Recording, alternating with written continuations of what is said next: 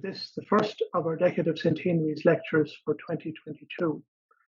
We're looking forward to a very good year, hopefully a better and more active year than last year, and one in which we'll be able to hold public events, and saying a little more about one or two coming up at the end. Now, one of the aims of these lectures is to, and of the broader Decade of Centenaries programme indeed, is to provide comprehensive coverage of the revolutionary period, including the organisations and the people who have been largely forgotten. And it could be said that the Southern Unionists fall into that category, especially in certain parts of Ireland. But of course, in each county in what's now the Republic, there was indeed a Unionist population and organisations that were active in the political arena, and others also. And studying them is very important, and it can challenge the preconceptions that we might have about who Unionists actually were and what motivated them. And our speaker this evening is currently researching the history of Unionism in Longford, and we're delighted that he's going to share some of the results of his work with us. Neil Moxham was raised in Abbeyshrew, close to Abbeyshrew, and he has had a lifelong interest in history. He studied local history at Dublin City University in recent years, and currently works as a film archivist with the Irish Film Institute. He has also worked as a tour guide with the OPW at sites including St. Audwin's Church in Dublin, Dublin Castle, and more recently at the new visitor centre in the Custom House on Custom House Quay. He also, in spite of his many other activities, he finds time to research and write on subjects including local history and genealogy. And I know that some of you will probably be familiar with his website, which is Moxhams of Ireland. And if you're not, I would warmly recommend that you go and look at that, because there's fantastic articles on the Moxham family, many different branches of it, including, of course, his own ancestors, and other topics to do with the history of his native area, Carrick-Edmond, Abbeyshrew, and Tushini, and also some other articles as well. And he adds new content regularly. Neil is also a contributor to CHAFA, the Journal of County Longford Historical Society, and in the current edition, he has an essay on the Longford Women's Unionist Association. And so now I am very happy to hand over to Neil, and the title of Neil's talk is Unionism in County Longford, 1885 to 1922. So in your own time, Neil. Thank you very much, Martin, for that very kind introduction. So as I say, thank you very much to Martin for the invitation also to speak as part of the Longford Decade of Centenaries programme on the subject of unionism. As Martin says, this is kind of a topic that's kind of forgotten in many parts of the country, and I have to admit, I wasn't even aware that there was an organised unionist party within Longford until fairly recently. Just a few years ago, I was researching some of the documents associated with Tushini Church, and just by chance I came across some handwritten minutes of a meeting from 1893 to set up a parish branch of the Unionist Party, which really intrigued me, and that was the start of what's led really to this. It brought me down this rabbit hole of research. Now, I don't think there's been a huge amount written about Southern Unionism in general, but to the best of my knowledge, nothing has been written about unionism in County Longford. And my research has been based almost entirely on newspaper archives. So it's not comprehensive, and I know there are other sources that need to be looked at in due course. Martin informs me that there are some minutes from the latter years of the organisation in County Longford held in the county archives. And I think there's also some important correspondence from the Ulster Unionist Council's archives, which would be held in Northern Ireland. As I say, I'm mostly using newspaper accounts, but luckily for us, those newspapers were incredibly thorough in a lot of their reports about unionist activity. In many cases, they gave very full transcriptions of speeches and very comprehensive lists of people who are attending the meetings as well. So we have quite a lot to go on just from that source. Now, we can't talk about unionism in County Longford without mentioning the Wilson family of Curragran House near Ballinalee. The most famous of them, of course, was Field Marshal Sir Henry Wilson, who was famously killed in 1922. But we're more concerned here with other members of the family, starting with his father, James Wilson. James Wilson originally came from just outside Belfast, where his family were prosperous industrialists in the early 19th century. And by the 1860s, James Wilson was living at Curragran in County Longford. Now, that house had previously belonged to a man called William L. Galbraith, who was head of the Orange Order in County Longford during the 1830s, which I assume was just a coincidence, but it was quite a coincidence. James Wilson came from new money, but he was accepted into the older ascendancy circles of County Longford. He was appointed High Sheriff of the county in 1864. He was also a Deputy Lieutenant, or DL, of the county, and a Justice of the Peace, or JP, as well, which meant he could supervise local justice through the petty sessions and the quarter sessions. James Wilson's eldest son was James Mackay Wilson. He went by a number of different names, including J. Mackay Wilson, and he was also known informally as Jemmy Wilson. But for the purposes of this talk, I'll stick to the name of Mackay Wilson. But I must also say that I'm not entirely sure if that's the correct pronunciation of it. I know there's a couple of different ways to pronounce that name. So bear with me and do correct me at the end if I've got it wrong. Mackay Wilson is the thread running through all 35 years of Longford Unionist organisation.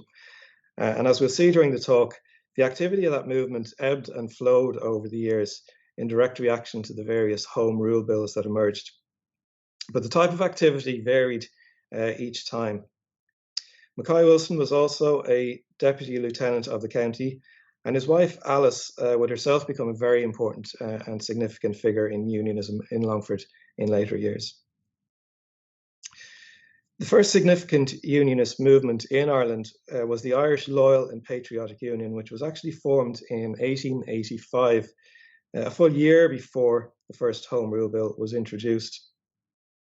So there was clearly already a sense that the union with Britain was under threat at that time, due, of course, to the rise of Parnell, but also it was to do with Gladstone, who as Prime Minister was becoming very non-committal on the issue of Irish Home Rule. There were also electoral reforms just a year earlier in 1884, which meant that half of Irish men now had the vote, and this represented another challenge to the old order. So with the general election imminent, those who wanted to maintain the union with Britain were spurred into action. Longford had been newly divided into two single-seat constituencies, and so in that December 1885 general election, we find James Wilson standing as a Conservative candidate in South Longford and his son Mackay Wilson standing in North Longford. Now, this was the first time in decades that a Conservative candidate had contested either parts of County Longford. The reason being that they knew they had no real prospect of ever winning a seat. The last time they had won a seat was in the 1840s. However, running in these elections was a useful exercise to test the water for support for the union. But it was no surprise that both Wilsons lost heavily in the elections. Mackay Wilson won about 6% of the vote in his constituency, and James Wilson won a not inconsiderable 10% in the south of the county. In that general election, Gladstone was returned to power, and he did indeed propose his first Home Rule Bill very soon afterwards. However, it was quickly rejected when the Liberal Party split in half on the matter and Gladstone's government fell. And so there was another general election just 7 months after the previous one. This time around, the Longford Conservatives did not put any candidates forward. For one reason, they knew that they had very little chance of winning a seat based on the previous year's election, but they also knew that with Gladstone out of power, the union was secure for the time being. Now, at the end of 1890, we find the next important development in Southern Unionism. The Irish Home Rule Party at the end of 1890 suffered its very bitter split over Parnell's leadership. And the fallout from that split led to Irish Unionists sensing an important new opportunity. Unionists emphasised the socially conservative nature of the more dominant anti-Parnellite faction, and even painted them as anti-Protestant, in the hope that they might be able to win over some of Parnell's former followers. Now, with hindsight, we might say that was a very optimistic tactic, but don't forget that the split over Parnell was incredibly bitter and divisive. Just months after the Parnell split, a new Irish Unionist alliance was launched in early 1891, and it presented itself as a broad, non-sectarian coalition and moved away from the negative blanket opposition to Home Rule and towards more economic arguments about the benefits of remaining linked to Britain. The first meeting of the Irish Unionist Alliance in County Longford that I found was on the 18th of June 1892. We find in the Leitrim Advertiser newspaper that there was a large crowd which was made up almost exclusively of farmers and merchants. Now, whether or not this was the case, it was the more establishment figures who dominated proceedings and got most of the coverage in the newspaper. The 28-year-old Lord Longford was the serving Lord Lieutenant of County Longford. That was the Queen's official representative in the county. Also present were 3 deputy lieutenants of the county and 7 justices of the peace, all of whom had considerable power and influence over the local courts, but all of whom owed their positions to a network of patronage. There was also a strong presence of Church of Ireland clergy, as well as 1 Presbyterian minister, which really highlighted the failure of unionism to spread beyond the Protestant community.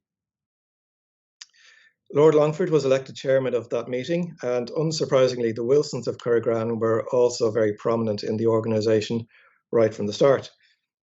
James Wilson was appointed deputy chairman, and Mackay Wilson was made honorary secretary.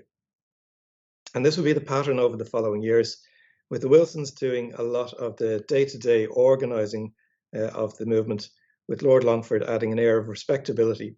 And of course, he was also a very useful voice for the organisation in the House of Lords. That Unionist meeting in Longford was in advance of yet another landmark general election. And in the same week, there was a meeting by the anti-Parnellite nationalists, also in Longford town, chaired by Michael Davitt. The purpose of that meeting was to select candidates for the general election. They ultimately chose their party leader, Justin McCarthy, to run in North Longford, and the former Canadian politician, Edward Blake, to run in the south. The Parnellite faction had decided not to contest these constituencies. But again, the Longford Unionists decided that there was an opportunity here and decided to contest both constituencies, with Mackay Wilson again running in the north and George Henry Miller standing as a candidate in South Longford. Miller had the advantage of living in South Longford, unlike James Wilson when he ran. So this looks to have been a calculated move by the Unionists, who were probably hoping that a sizable enough number of Parnellites would be willing to row in behind them. They even floated the idea that if the Parnellites were willing to put up their own candidates in the election, the Unionist candidates might withdraw in their favour. And they defended this stance by arguing that Longford voters were entitled to have a democratic choice in the election. However, the nationalist Freeman's Journal took a different interpretation. They wrote that the Unionists, quote, have forced a contest by the nomination of Mr. James Mackay Wilson. The action of the Unionists in North Longford is even worse than in other nationalist divisions of Ireland, where they have forced contests, because in North Longford, out of a constituency of 5,000 or 6,000 votes, they cannot by any possibility poll as many hundreds. At a rally in Granard, the outgoing MP for North Longford, the nationalist Tim Healy, gave a speech at Granard in which he was quoted as saying that he was glad that there were not any members of the pledge-breaking party standing for election in that general election. But instead, the enemy in Longford was the old enemy, the Unionists, who represented the landlord class and were only concerned with the interests of the people when it was election time, not when the rain was coming through the thatch. Healy suggested that the two Unionists were in fact proxy candidates of the Parnellites put forward purely to cause mischief. Wilson and Miller did ultimately both stand in the election, but as might be expected, they didn't fare particularly well. Wilson won 203 votes in the north, and Miller won 347 votes in the south. The votes had actually increased very marginally from the 1885 election, but there was nothing to suggest that Parnellites had flocked to the Unionist Party in any great numbers. And in fact, this would turn out to be the last time that an explicitly Unionist candidate stood for election to Parliament from County Longford. Gladstone's Liberals were returned to power, but in a minority government supported by Irish nationalists. And so a second Home Rule Bill was introduced in February of 1893. And this provoked a much more strong reaction from Longford's Unionists than the previous Home Rule Bill had. Within weeks of the bill being announced in Parliament, a meeting in Ballinolea called for a county-wide assembly to protest against Home Rule. This meeting was held in the Church of Ireland Parish Hall on Church Street in Longford Town on the 20th of March 1893, with about 750 people present, which was a considerable number. Naturally, Lord Longford, James Wilson, Mackay Wilson, and George Henry Miller were all there, but there was also a who's who of local landlords and resident magistrates, including Antonio Edgeworth of Edgeworthstown, Thomas Lefroy of Carriglass, Alexander Kingstone of Mosstown, James Willoughby Bond of Farna, Ambrose Bowl of Park Place, Captain John Musters of the Royal Navy, and Dr. Francis Smart, who was the Registrar of Births and Deaths in Ballymahan District. And there were again numerous Church of Ireland clergy present. At that meeting, Lord Longford opened proceedings with a speech acknowledging that Longford's Unionists were weak in numbers, but that they were strong in opinions.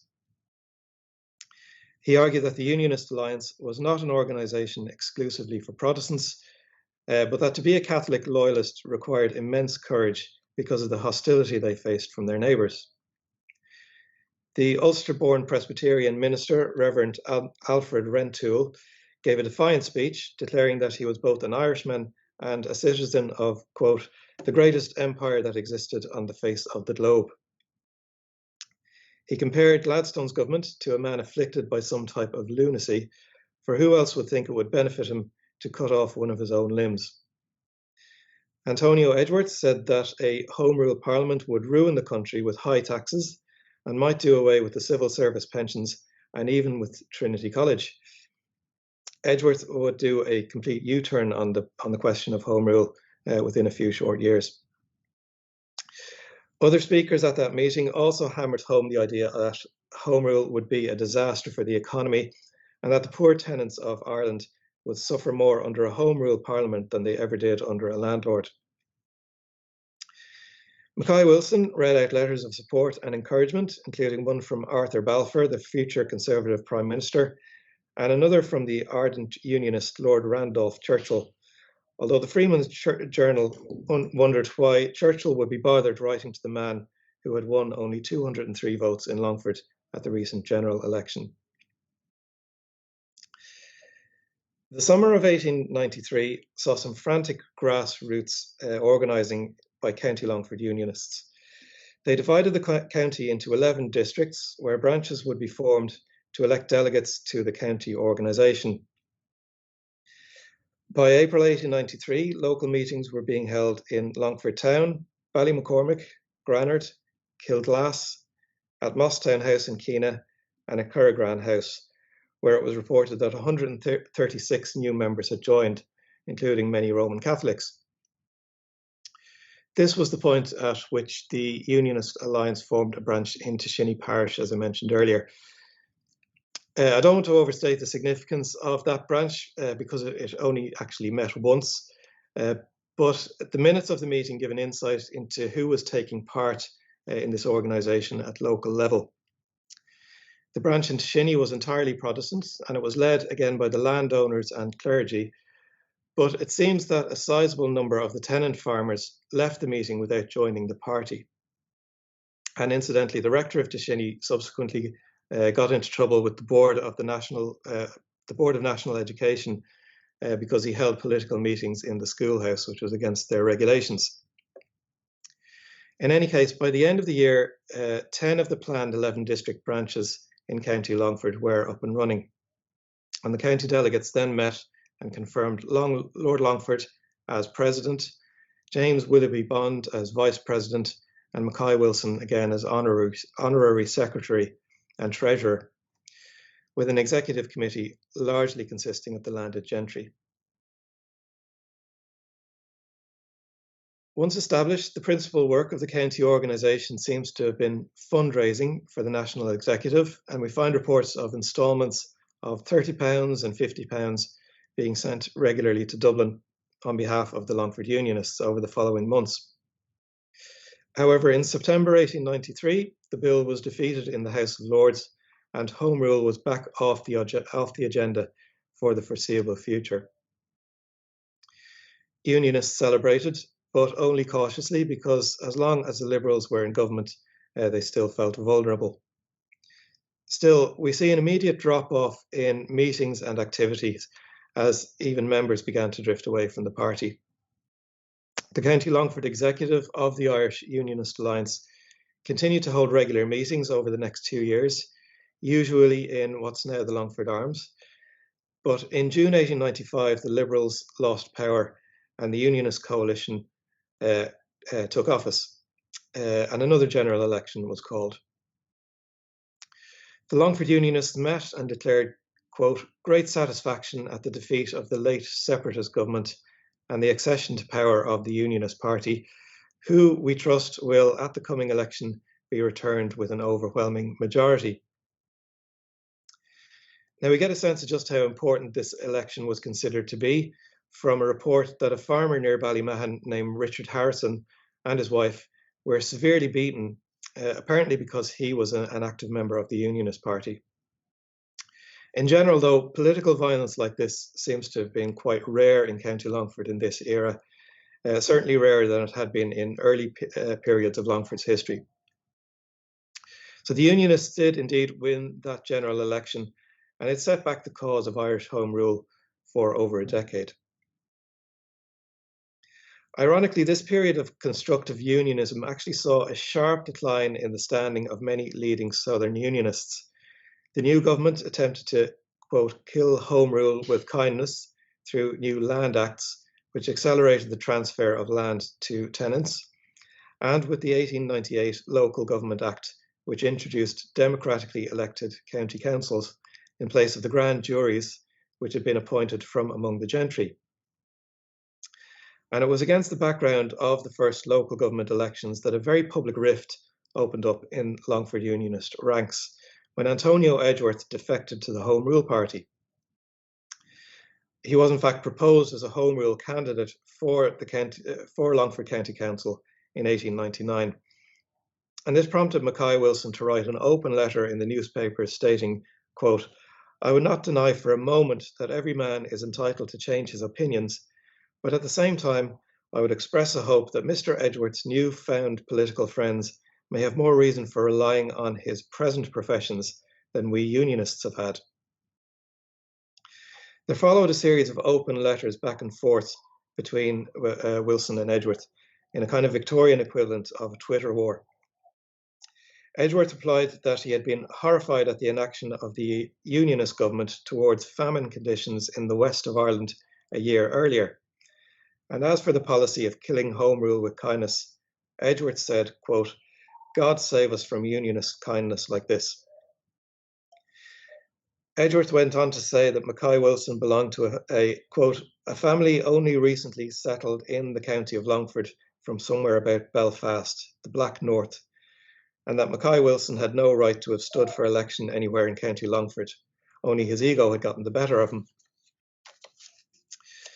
Mackay Wilson suggested that the voters of Longford should think long and hard about whether they wanted a man of Edgeworth's temperament representing them on the county council after all that. In fact, Edgeworth decided not to run for the council ultimately, but he was appointed secretary to the council, as he had been to the grand jury beforehand, and he thereby attended the meetings of the council, where he was present alongside Mackay Wilson, who had also been co-opted to the county council from the grand jury as part of the transitional process. In 1902, there were further local elections, and the Unionist-leaning Longford Journal reported that, running for Granard Rural District Council, Mackay Wilson had topped the poll in the Curragran area, defeating the local head of the nationalist United Irish League. Meanwhile, in Clondra district, there was a bitter fight between the Catholic Unionist Michael McCann and the United Irish League's James P. Farrell, who was also, of course, MP for North Longford and the founder and editor of the Longford Leader. Farrell used the pages of the Leader to condemn McCann as a, quote, grazier and renegade, and accused him of wanting to dilute measures like the Land Acts, the Labourers Act, and the Land Purchase Act. Farrell said that if McCann won election to the council, he would probably use ratepayers' money to hold a coronation pageant in the streets of Longford. This, of course, was just months before the coronation of King Edward VII. In the event, Farrell won the election by 87 votes, but McCann seems to have given him a run for his money, and there would be bad blood between the two men for many years afterwards. In 1907, we find the McCann family farm was invaded by between 200 and 300 people armed with sticks, and the McCann cattle were driven away. Cattle driving was a tactic associated with James P. Farrell locally. At the end of 1908, Farrell was prosecuted for using the Longford Leader to promote illegal cattle driving, boycotting and intimidation, and he was jailed for 6 months. In the court proceedings, Michael McCann was mentioned as one of the victims of cattle drives, while he and fellow Unionist George Henry Miller had both been subject to boycotts. Now, local elections aside, there was very little going on in Longford Unionist circles at this time. But when the Liberal Party returned to power in 1906, Unionists were once again spurred into action. In May 1907, the Liberal government proposed an Irish Council Bill, which would have brought limited administrative and tax-raising powers, a kind of watered-down version of Home Rule, which they hoped would be acceptable to both nationalists and to Unionists. And in one sense, they were successful because both nationalists and Unionists hated the idea. That said, South Longford nationalist MP Edward Blake had been very involved in drafting the Irish Council Bill, but ultimately his party decided it didn't go far enough. There were Unionist meetings held in Longford against the Irish Council Bill, at Keena under Thomas Newcomb and Armstrong, and again at Curragran House under Mackay Wilson and Willoughby Bond. The speakers at these meetings pointed out that the plan had no support from any quarter in Ireland, and that even the cabinet was divided about the subject. So it was probably no surprise that the plan was quietly dropped 2 months later. However, the Liberals lost their majority in Parliament again in 1910, and once again they had to rely on Irish nationalist votes to keep them in power. So Home Rule was back on the agenda. And as in 1893 and 1907, a new impetus was given to Unionist organising. But there was a key difference in style emerging this time between Southern Unionists and the more militant Ulster Unionists, who were now organising as an independent body. Because they were operating from a much more vulnerable position as a minority community, Southern Unionists took a much more conciliatory approach. The Unionist Longford Journal criticised Ulster Unionists for their sectarian rhetoric, saying that in Longford, quote, "We cannot for one moment imagine our Roman Catholic fellow countrymen being so intolerant.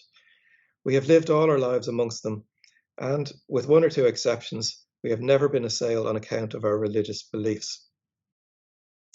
Instead, the Longford Journal claimed that it remained Unionist for strictly economic reasons, because the high taxes under Home Rule would kill off domestic industries. So-called Unionist clubs began to spring up at local level in 1911, as the district branches of the Irish Unionist Alliance had been virtually dormant since 1893. But many familiar faces returned to the fight. Of the two known Unionist clubs set up in County Longford, one was led by Mackay Wilson in Ballinallee, and the other was led by Lord Longford for Newtown Forbes and Longford Town District. In July of 1911, the Unionist clubs of County Longford staged an assembly in Longford Town, and once again the church hall was the venue. Aside from Mackay Wilson and Lord Longford, most of the dignitaries noted as attending seem to have been new to the Unionist movement. Some of the core members from the 1890s had passed away, such as James Wilson, but others, such as George Henry Miller and Huband Gregg, appear to have been still living in County Longford, but no longer involved in Unionist politics. But among the more prominent people who were at the Longford Unionist Club's assembly were Colonel Augustine Lefroy of Carriglass, Major Lambert Dopping Heppenstall of Derrycassin, and Captain Henry Wilson Slater of White Hill. Now, Captain Wilson Slater is interesting because decades later, Sean McKeown described him as a nationalist with Republican sympathies. So somewhere along the way, he must have had a change of heart. But you'll notice all those figures are British military officers, whether serving or retired. And another of those was the keynote speaker at the club's meeting, Captain Brian Cooper. There was again a very strong presence of Protestant clergy, including the veteran Presbyterian minister, Reverend Alfred Rentoul, and the Church of Ireland rector of Clonbrony, Reverend Henry Johnson, who would also cross paths with Sean McKeown in later history.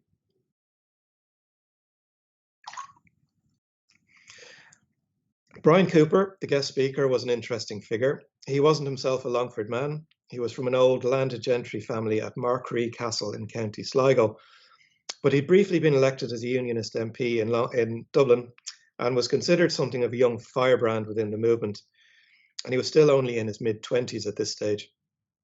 He was quite a divisive figure across Ireland, depending on your attitude towards Home Rule. In his speech in Longford, Captain Cooper quoted an old speech of Winston Churchill's. As a young Conservative MP, Churchill had made a dire warning that the Liberals might one day try to abolish the House of Lords in order to secure a Home Rule Bill. But now Churchill had switched parties and was Home Secretary in the Liberal government, which was about to do exactly what the younger Churchill had predicted. Cooper also quoted the dissident nationalist William O'Brien, who predicted religious bigotry, boycotting and persecution if Home Rule was introduced to Ireland under the leadership of John Redmond. William O'Brien and Tim Healy had both been on the receiving end of Redmond's intolerance, Cooper said. And Cooper also joked that Redmond might even make James P. Farrell a county inspector of the police. Cooper went on to argue that the Unionist government had created the Department of Agriculture, the Congested District Board, and had improved the railways and sped up land purchases. Taxes were now low, life and property was secure, and Ireland was prosperous. But all this would be in jeopardy under a Home Rule administration. And these economic arguments were repeated by other speakers at the Assembly. Mackay Wilson said that having another layer of government in addition to Westminster would cost money, and that money would have to come from extra taxes on tenant farmers and on staple goods like tea, sugar, tobacco, and whiskey. Quote, if a government was set up in College Green, Ireland would be absolutely bankrupt after 5 years. And Wilson also predicted that Irish Home Rule would lead to, quote, a flood of Americans coming over to see what could be had in this country, which would lead to Tammany Hall-style corruption. By the early 1920s, a Longford Women's Unionist Association had also been set up. This was another significant new development in the hitherto male-dominated Unionist movements. And while it's true that many of the leading Unionist women were the wives or the close relations of the leading Unionist men, these same women had been very active in the community for many years. Core figures like Alice Wilson, Mary Bond, Agnes McCann, Ethel Bond, Marie Benner, and Miss Dopping Heppenstall had all shared a decade of experience working in the Home Industries Association, which promoted the rural economy, and in the Women's National Health Association, which provided free healthcare for the impoverished. Because of this work, they were very highly respected by all sections of the community. And when they became involved in politics in 1912, they hoped that that cross-community spirit would finally open up the Unionist movement to involvement by Catholics. They were also able to reinforce the economic argument, because if the country was crippled by taxation under Home Rule, then charitable work like theirs would be unable to survive. Over the next 2 years, the Longford Women's Unionist Association claimed to have up to 150 members and was remarkably proactive in its campaigning. This covered things like sending pamphlets to reading rooms, organising lectures with magic lantern shows, and going on speaking engagements around Ireland and Britain to spread the message of unionism. One of their most publicised tactics was hosting groups of visiting British voters who would, hopefully, be converted to unionism by seeing the facts on the ground. Mackay Wilson recognised that while Longford's unionist men gave fine speeches to each other, Longford's unionist women had the much harder task of trying to win over new recruits. In June 1912, the Longford Unionist Alliance and the Longford Women's Unionist Association held a joint rally in the church hall in Longford town. The Unionist Longford Journal described this meeting as fairly well attended, while the nationalist Longford leader saw things slightly differently, calling the hall rather sparsely filled at the commencement of proceedings, and the majority of the audience was composed of ladies. And we can see the Longford leader's headline there, Unionist bladderscout, which is a great word, even if I'm not entirely sure what it means. But we can probably gather from the two different versions that the numbers didn't really compare with the earlier assemblies in 1893 or even in 1911. The Longford Unionist Assembly of 1912 might have had good reason to be subdued because of developments in Ulster. Just days earlier, a Liberal MP called Thomas Agar Robarts had proposed an amendment to the Home Rule Bill that would exclude counties Antrim, Armagh, Down and Derry. The Ulster Unionists had voted in favour of the amendment, to the shock and horror of Southern Unionists, who saw any talk of partition as a betrayal. Captain Brian Cooper was again a speaker at this assembly in Longford, and at one point in his speech, he argued that the Ulster Unionists were right to look after their own interests first. But then at another point, he reminded the crowd that Edward Carson was born in Leinster, and as such, he would never abandon his fellow Leinstermen to live under Home Rule. And you can see also there a quote from the Reverend Rentoul, who seems to have been a very colourful speaker. Although the division between Ulster Unionists and Southern Unionists is often explained in relation to the events of 1913 and 1916, to read these contemporary newspaper reports, the move by the Ulster Unionists in 1912 seems to have been a pivotal moment at which Southern Unionists in places like Longford realised that their cause was doomed to fail. There's a sense of panic and gloom hanging over most of the newspaper reports of Longford Unionism after this point. The leader of the Irish Unionist Alliance, Walter Long, wrote to the Longford Unionists to try to calm their nerves about the party's new Ulster First policy. Walter Long argued that in the event of partition, the loyalists of the North would be better able to stand up for their brethren in the South and West from outside Home Rule Ireland than if they were to join those brethren as part of, quote, a miserable minority in that extraordinary assembly. Conversely, Walter Long also insisted that the party was still intending to vote against the Home Rule Bill with or without the partition amendment. Despite all this, Mackay Wilson himself was still quite closely associated with the Ulster Unionist leadership compared to most of the other Southern Unionists, perhaps because of his family's close ties to Belfast. Wilson spoke at a huge Unionist demonstration in Belfast in April of 1912, where he shared the stage with Edward Carson, Walter Long, Lord Londonderry, and Bonner Law, the leader of the British Conservatives.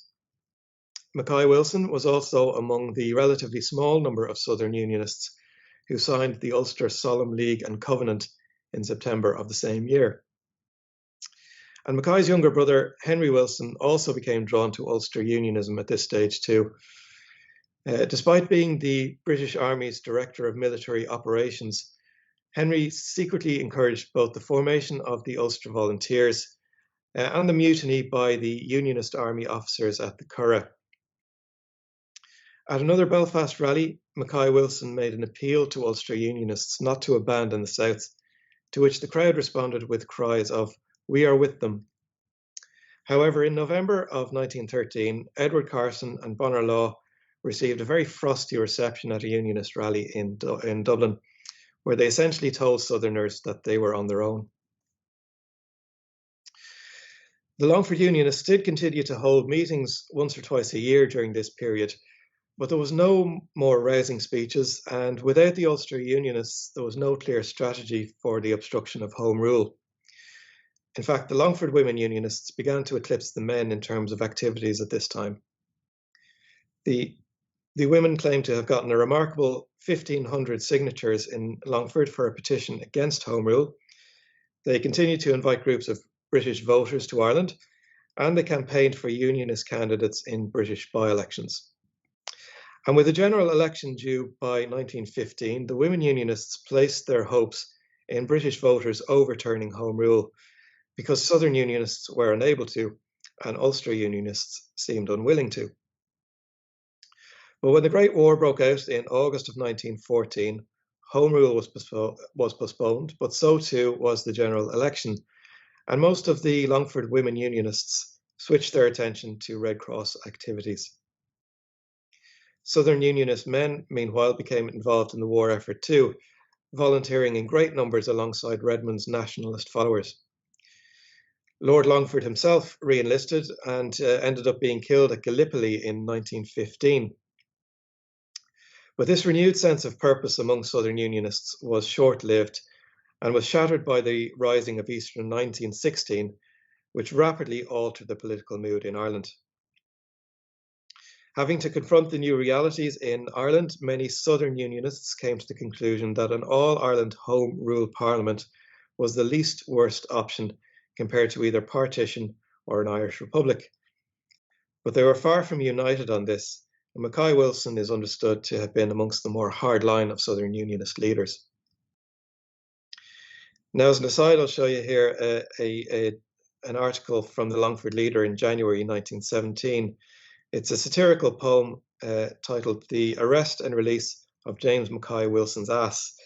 Now, it's very disrespectful to Mackay Wilson, of course, but it's also quite clever and funny. But I think there's something more significant and important here. Wilson had often been criticised and rebuked in the newspapers over the years, but up to this point, I haven't seen any sign of him being ridiculed publicly like this.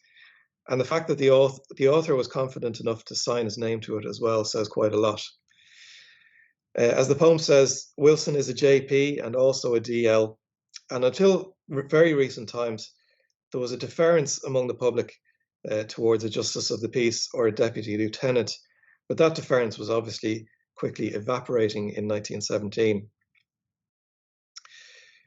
That was also the year of the famous South Longford by-election, which saw the very narrow election victory of a jailed Republican over the Nationalist Party establishment. The Unionists of South Longford did not publicly endorse either side, yet they were accused by many of having decided the outcome of the election. The Republican Arthur Griffith warned in advance that Longford Unionists were planning to support the Nationalist candidate, while the nationalist Freeman's Journal implied that Unionists might instead back the Sinn Féin candidate as an act of spite against their old enemy. And even the Unionists' supposed allies in the British Daily Mail newspaper suggested that Longford Unionists had boycotted the election altogether and handed victory to Sinn Féin. So again, far from being a respected political force, the Longford Unionists were now being belittled and demonised by just about all sides. As the war in Europe wound down, Longford Unionists belatedly came out of hibernation for a few more meetings. The Women Unionists held a meeting in September of 1918, and the County Longford Irish Unionist Alliance met in July of 1919, each meeting passing a token resolution against Home Rule. But by then, the Irish Unionist alliance had split into competing factions, unable to come up with a cohesive response to the rise of Sinn Féin. And the party had disappeared altogether by the time the Free State came into existence in 1922.